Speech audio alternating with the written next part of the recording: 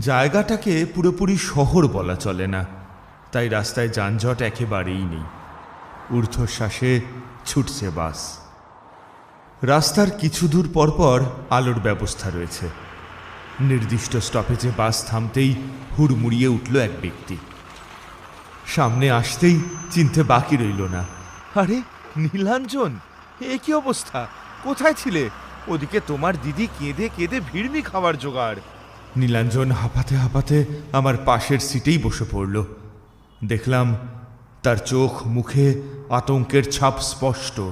সমস্ত শরীর ঘামে ভিজে গেছে, জামা কাপড়ে রক্তের তাজা দাগ। নীলাঞ্জন, ঠিক কি হয়েছিল বলো তো? পাশের সিটে বসে থাকা ২-৪ জন যাত্রী দেখলাম আমাকে দেখে নিজেদের মধ্যে কিছু বলা বলি করছে। ওসব কথায়